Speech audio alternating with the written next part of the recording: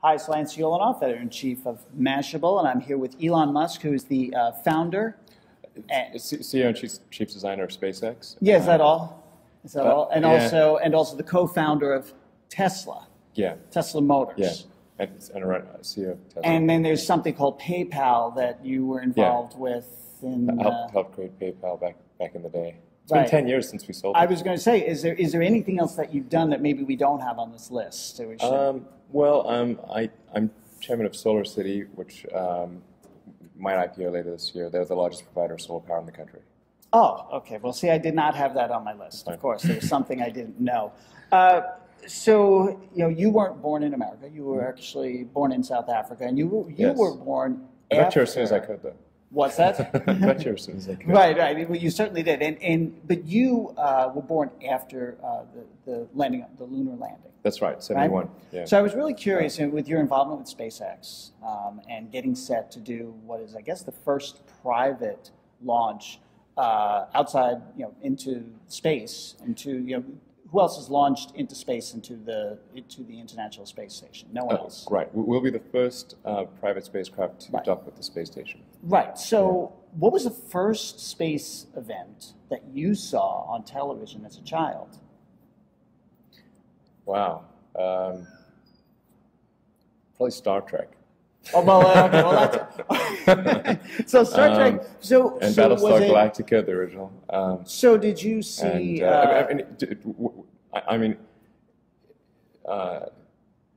So the space shuttle was probably... I spent some time thinking about this. I think I probably saw the space shuttle on TV. Mm-hmm. South Africa had very lame TV.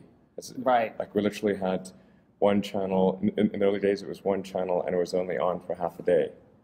I know it was all half space. of the day. The news was like... So how did you end up getting hooked on space? Well, my interest in space is mostly, sort of from a philosophical standpoint, of that I believe we should be a spacefaring civilization and ultimately a multi-planet species. The thing that ties together my various endeavors was that when I was in college, I thought, what are the things that I thought would most affect the future of humanity? And they were the internet, sustainable energy, both production and consumption, and making life multiplanetary, or becoming a true spacefaring civilization. So those are the three things that I thought would most affect humanity, and I wanted to be involved in those three things. At the time, if you'd asked me, I would have said that it's unlikely that I would be involved in space, because I thought that was the province of large governments. I don't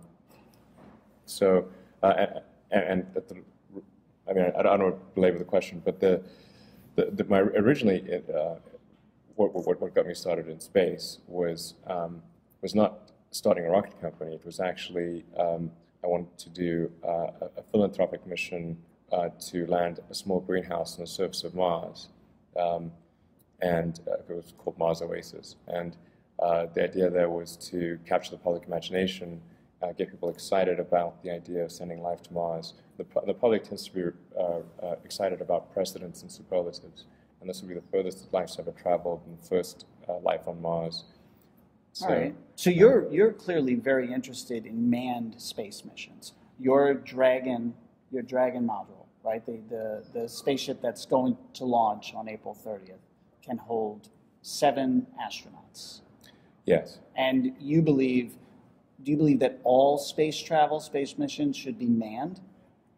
No, a lot of space travel will be unmanned. And in fact, although the craft that we'll be launching, hopefully in about 4 weeks, assuming launch preparations go well, although it's capable of carrying 7 people, it will not be carrying anyone on this mission. Okay, so this will be an unmanned mission. Correct. And all remote control to do the docking. Who ends up doing the docking on the ISS?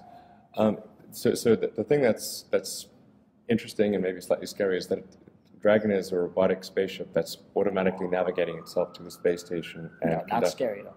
I mean, it just pause at various points and asks if everything's okay. So it asks permission to proceed. That's You know. good. That's good. But who knows? It could be like Hell 9000. We say open the pod bay doors and the thing doesn't do it. All right. That's okay. So no one's going up right now, but obviously I've seen the pictures on your website, and certainly are building it with that idea. So this is kind of a little bit more. It's an intense proof of concept, right? If this does it, are you bringing any cargo with you? Yes. You are. Yeah. What's going on? Since this is the first mission, it's a demonstration mission. It's mostly stuff that is valuable there, but not valuable if it's lost. So it's things like food and consumables, other consumables. Okay, comic books, things like that. Yeah. So, you step in. SpaceX steps in. You're competing for this contract. Mm-hmm. When you look at NASA and where they got to, and basically the end of the manned space program, do you have any thoughts about where NASA went wrong and how SpaceX potentially does it right? Well, I think, first of all, it's important to acknowledge the role of NASA. I would not have been able to start SpaceX without the amazing work that NASA had done in the past, nor would SpaceX have achieved, be where it is today without the help of NASA. So this should not be seen as some sort of competition with NASA, but rather a collaboration. So you almost feel like this is like the next logical step. It is. And, I think what SpaceX can do is allow NASA to take a given budget and achieve much more with it. And that was actually something. I mean, I don't know if you can get into numbers, but we always hear about the billions upon billions of dollars spent by NASA for anything, even just for flying the space shuttle over and over again.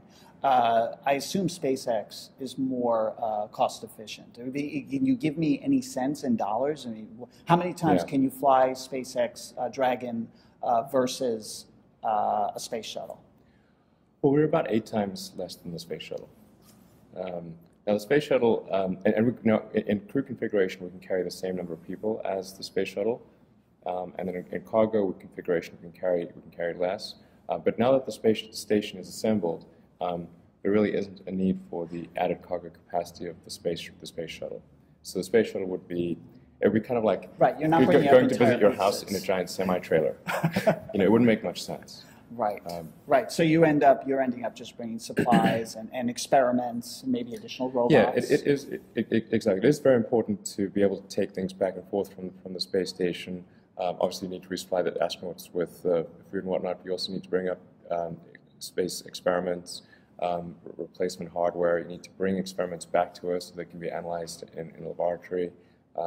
We need to bring back hardware that needs to be repaired. So it's really a very important cargo transport function. And in fact, we're the only means of bringing cargo back from the space station. The Soyuz, you can bring people back, but it's very small, so you can only basically whatever you can tuck under your seat. But in terms of so it's like an airplane.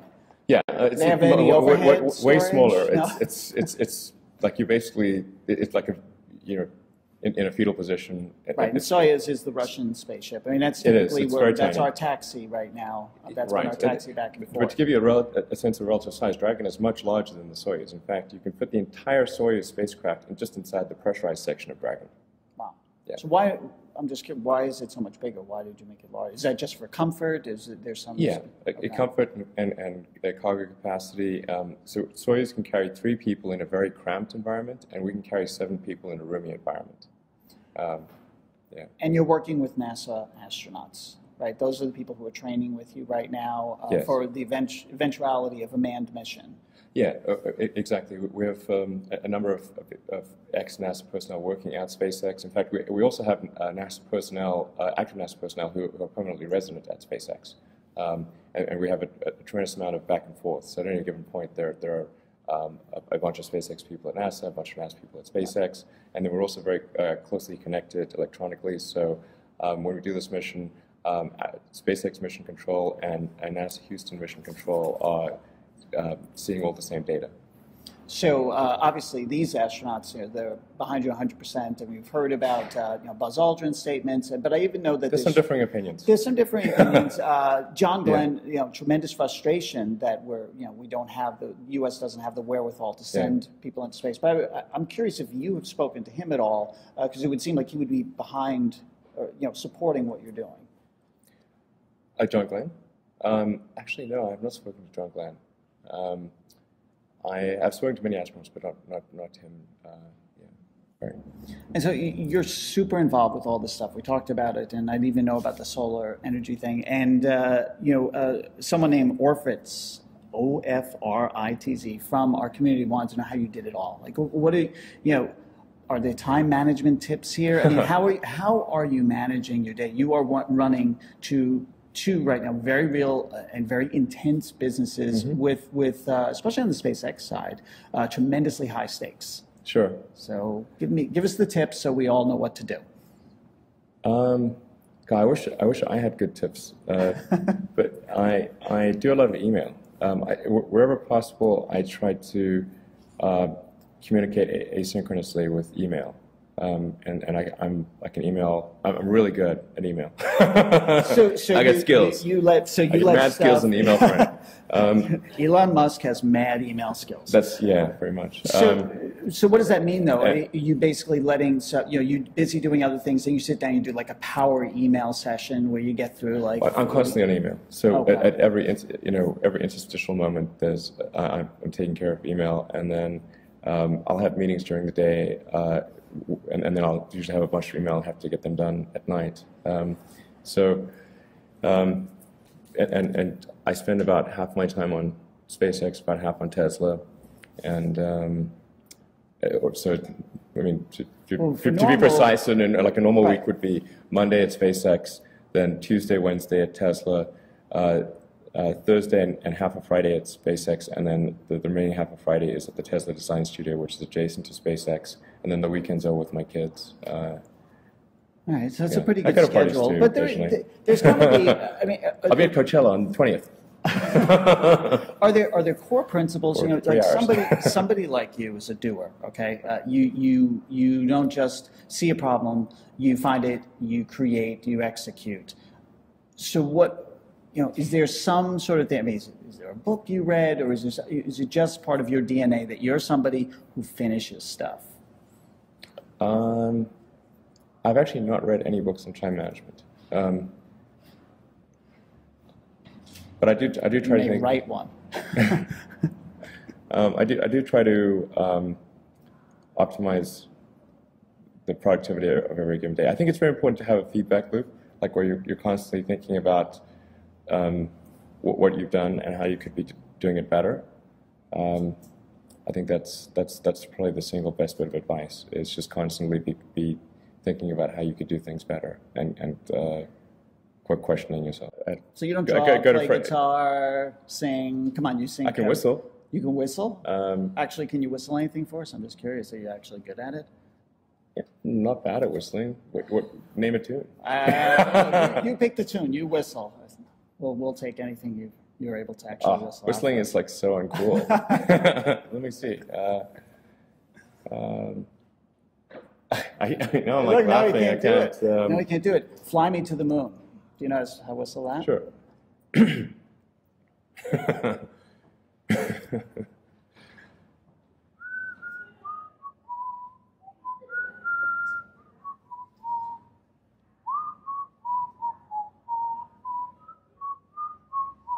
That's beautiful. That's really nice. You're welcome. Well done. So let's switch gears a little bit. I love to say that because I want to talk about Tesla. I was... We have no gears. No, that's right. Well, actually, I wrote down this this quote from a review of one of your cars. The real story, though, is the eerily muted thrust from the electric motor. Basically, this is a race, a sports car. It's like a land speeder from Star Wars. Right, a sports car. When you press the accelerator, you can go up to 125 miles per hour. Yeah, it's electronically limited. Yeah, and it doesn't make that normal sound because it's a completely different kind of motor. Yeah, I think it's kind of a cool, sort of subtle, kind of jet turbine sound because the motor goes up to 14,000 RPM. So it's got this like subtle sort of turbine sound, which I think is cool. So, and also what's neat is like you can accelerate really fast. Like let's say you're at a stoplight or whatever, and you can take off and you can floor it and not seem like a jackass. Because normally if you floor like a gasoline car, it's like and you're like. Right, but the wheels would still spin. No, they won't spin. Well, if you turn off traction control, they will, but that's unwise. So there are, one of the models is like $100,000. Is that correct? Yeah. Okay. Is that the base model? That's the sports car. That's a sports car. So what's the lowest price Tesla right now? The Tesla Model S sedan, which goes into production in a few months, is $50,000. Okay. It's a four-door sort of sports sedan. And kind of like about the size of a BMW 5 Series. Right, and I've seen it. It's actually a gorgeous looking car. Thanks. And so is the Tesla, the Model X? Yeah, really sure. Gorgeous. But according to your website, you sold about 2,100? Of the Roadster, the sports Roadster. car. Okay. Yeah. And so at this point, do you consider Tesla a success?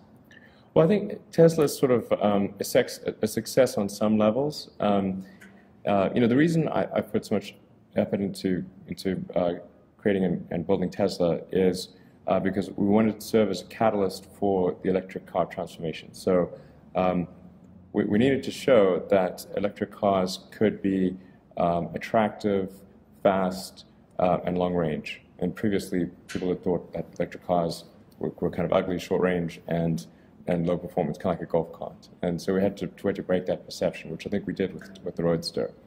And that also set a lot of things in motion. The announcement of the Tesla Roadster is what got the Chevy Bolt going, which was Bob Lutz from GM was kind enough to acknowledge. And then the Nissan Leaf and a number of other electric car programs came as a result. So I think we helped set the ball in motion.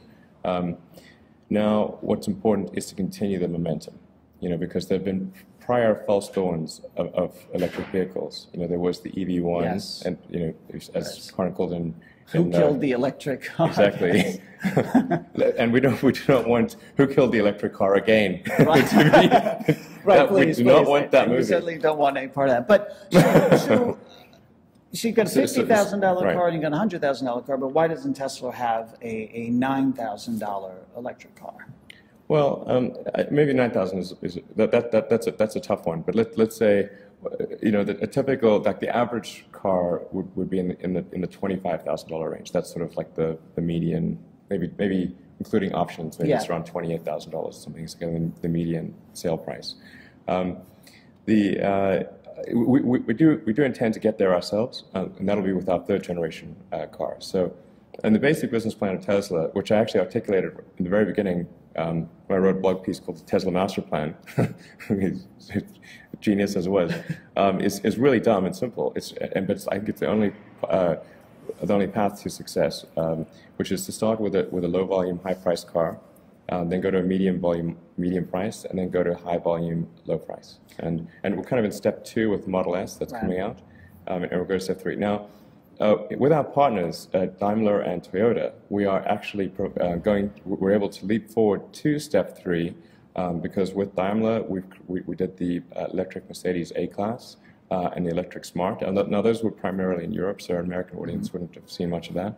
But the car that's coming out soon is the new electric RAV4, which we're doing in partnership with Toyota. We're producing the battery pack and the motor and the power electronics, basically the whole powertrain.